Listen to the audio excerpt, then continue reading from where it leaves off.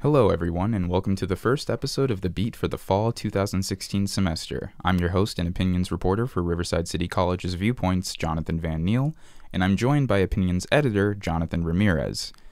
Because the presidential election is less than a week away, we're going to discuss the final presidential debate, specifically focusing on the Supreme Court.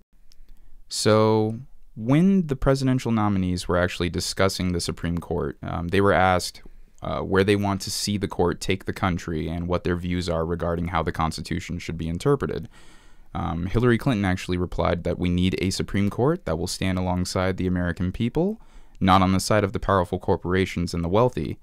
And for her, that means that we need a Supreme Court that will stand up on behalf of women's rights, the LGBTQ community, one that will stand against Citizens United, and one that will protect marriage equality. I believe that we're both in agreement in terms of that's a good thing. 100% agreement? Yeah, those are all very good things. She also added that she would hope that the Senate would do its job and confirm Judge Merrick Garland, the judge that was actually proposed by President Obama. And she then states that that's how the Constitution should fundamentally operate, that the Senate should move forward with the process opposed to continually halting it. I absolutely agree with that.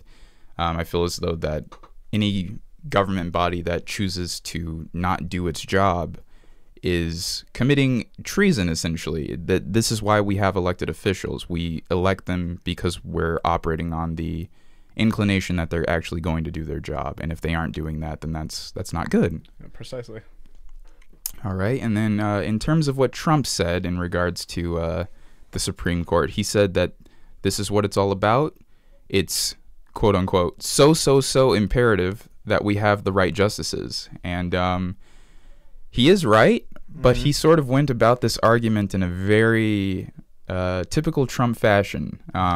He seems to talk about these issues, but while bringing them up, he always finds some way to bash another individual or do something that's very disparaging to other people's characters. But in this particular instance, he brought up Justice Ginsburg, and she actually said to the Times that he is a faker and Trump has no consistency about him. He says whatever comes into his head at the moment.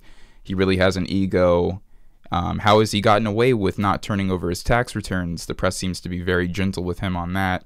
I can't imagine what this place would be. I can't imagine what the country would be with Donald Trump as our president. And in typical Trump fashion, he responds with a tweet stating, Justice Ginsburg of the U.S. Supreme Court has embarrassed all by making very dumb political statements about me. Her mind is shot. Resign.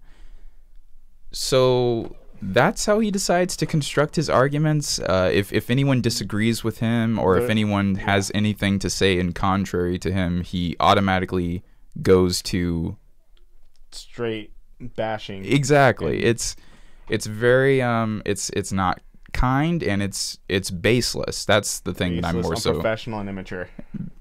Took the words right out of my mouth, man. Let's see. I mean, I wrote down in the show notes that he's acting like an aggravated teen of sorts, and it's like if he's not getting his way, he tends to throw a hissy fit. And I think that this is just another highlight of just how misogynistic he's been throughout this entire campaign. I mean, we can even bring up the fact that during the debate he was like, oh, Hillary Clinton, that's a nasty woman. I mean, he could have said nasty person, but the fact that he chose to ascribe the gender to her is, I mean, we all know that she's a woman, but the fact that he had to bring that up, it's ridiculous. And I really enjoyed what Elizabeth Warren said, a few days after the debate, where she was like, nasty women vote. Yeah, so we're going to actually be voting against you if you're going to, misalign us or disparage our character. But, yeah, that's pretty much it. I mean, we can talk about the Billy Bush tapes that leaked from Access Hollywood. Mr., if you're a star, you can pretty much do whatever you want. You can just got to pop a few Tic Tacs in your mouth and everything's okay, because apparently you have no self-control. And they love it, apparently. Oh yes, of course they love it. I mean, if you're wanting to just force yourself on a person without their consent, of course that's just a lovely thing to do. So very ironic that he's calling Hillary Clinton a nasty woman when he's the nasty person in this instance. Of